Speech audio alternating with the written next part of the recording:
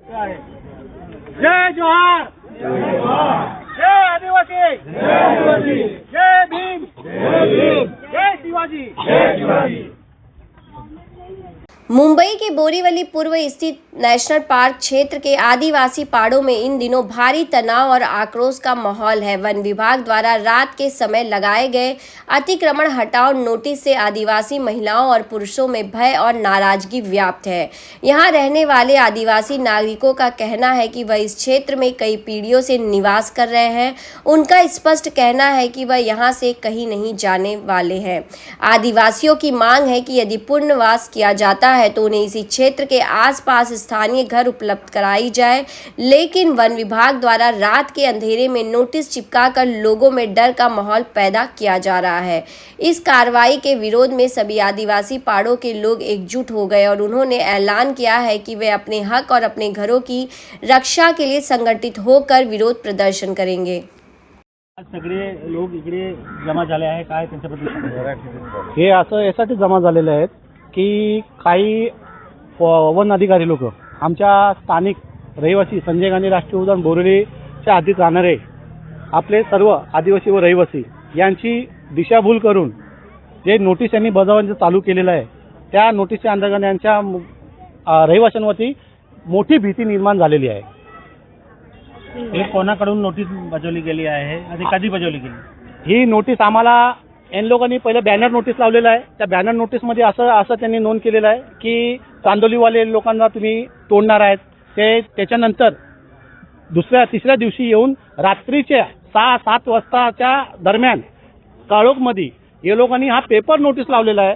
ते paper notice असं आहे की पेपर नोटीस तुम्ही इंडिव्हिज्युअल जाऊन तुम्ही ज्यांचे नाव आहेत त्यांना देण्यात यावं, कारण की त्याचा पण ते पाठपुरावा करतात। आणि पेपर नोटीसला एक टाइम पिरियड असतो, 6 महिने, 3 महिने, 1 महिना आणि लास्टला 15 दिवसाचा हा कालावधी असतो। ते कालावधी न करता या लोकांनी शुक्रवारी रात्री ही नोटीस पेपर नोटीस लावलेली आहे आणि त्या पेपर नोटीसच्या आतमध्ये त्यांना माहिती आहे की शुक्रवार गेला, शनिवार बंद, रविवार कोर्ट बंद, हे लोक कुठं जाऊ शकत नाही। आणि सोमवारी 19 आणि 20 त्याच्यानंतर वाढीव केला, 19 ते 28 तारखेपर्यंत हे लोक तोडक कारवाईचं काम चालू करत आहेत।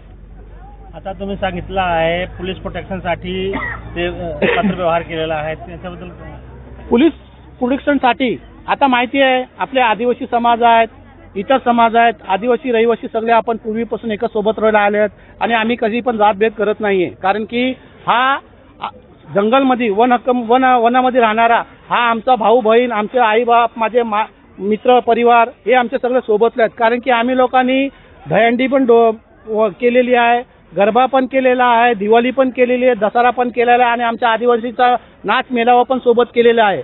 तर आम्ही लोकांनी आणि दुसरी गोष्ट इकडे आमचे एक मयत पण झाली, तर आम्ही सगळं एकत्र होऊन आमचा सगळं परिवार समजून आम्ही लोक त्याच्यामध्ये समावेश होतो आणि आम्ही याच्यामुळे आम्ही इकडे जातपात पाळत नाही आणि आपला सगळा परिवार आम्ही सोबत एकत्र आहे। त्यांच्यावर आज अत्याचार होत आहेत तर ते समजलं आमच्यावर होत आहे, अगर त्यांच्यासाठी ते आमच्यासाठी धावणार तर आम्ही त्यांच्यासाठी धावणार, म्हणून आम्ही एकत्र सोबत होणार आणि यांना जाब विचारणार। सरकार आणि प्रशासनाकडे काय तुमची मागणी आहे? सरकार प्रशासनाकडे आमची हीच मागणी आहे की हा वन हक्क मध्ये 2006चा वन हक्क कायदा, हा वन हक्क समिती या वन हक्क गठीत करण्यासाठी याच्यामध्ये असं कायदा निर्माण आहे की वनामध्ये राहणारा चाहे तो कोण पण असू दे, आदिवासी तर आहेच, पण आदिवासी सोबत जो 15 वर्ष ज्यांना कालावधी राहण्यात इकडे आलेला आहे तो पण तिकडचा वनाचा भूमिपुत्र झालेला आहे। हा त्याच्यामध्ये वन हक्काचा ऍक्टमध्ये हा कायदा नमूद आहे। हे कोणी पण वाचू शकते। सरकार जे आहेत आता वन अधिकारी ते कायदा वाचा आणि नंतर आमच्यापर्यंत या। सुरेश वनगा नोटीस लावलेली आहे, काय सांगणार तुम्ही? त्या नोटीस संदर्भात मला एवढंच सांगायचं आहे की ही नोटीस आम्ही संजय गांधी राष्ट्रीय उद्यानात बोरिवली किंवा पूर्ण संजय गांधी राष्ट्रीय उद्यान हे येण्या अगोदरपासून आम्ही इथे राहत आहोत। आमच्याबरोबर जे आमचे बंधू भगिनी राहत आहेत त्यासुद्धा इथे आमच्या सोबत आहेत। त्यांनाही कमीत कमी 20-25 वर्ष झालेली आहेत, 30 वर्ष झालेली आहेत। हा, तर आम्ही इथून कुठेही जाणार नाही. आम्हाला इथेच कुठेतरी एका साईडला द्या, आमचं पुनर्वसन इथेच करा. आणि ते होणारही होतं, परंतु ते केलं नाही त्यांनी. आमचे वाड वडलोपार्जित आमचे जन्मही ते घरी घरी झालेले आहेत. आमची मेलेली माणसं आजोबा पंजोबा यांना सांगायलाच नेऊन झालेलं आहे. त्यामुळे तुम्ही जर डेथ सर्टिफिकेट मागाल तर आमच्याकडे मिळणार नाही. आमचा जन्म पण मिळणार, जन्मदाखला पण मिळणार नाही. म्हणून सांगतो की आमच्या बरोबर जे राहणारे जे आहेत बंधू, आदिवासी असो बिगर आदिवासी असो, 15-20 वर्षापासून 30 वर्षापासून, त्यांनाही आमच्या बरोबरच सामावून घ्यावं आणि आमचं पुनर्वसन इकडेच करावं. बस. बरोबर आहे. बस. योगेश सावक. काय म्हणणं आहे योगेश तुमचे? मी इथे जन्मापासून राहतो आणि माझे आजोबाचे आजोबा इथे जन्मापासून राहत आहेत आणि माझ्या आजोबांना रूम भेटले पण आम्हाला भेटली नाही. तर हे आम्हाला नोटीस देणारे कोण?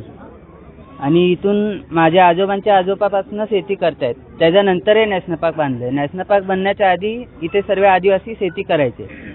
तर हे आम्हाला इथून काढणारे कोण आहेत?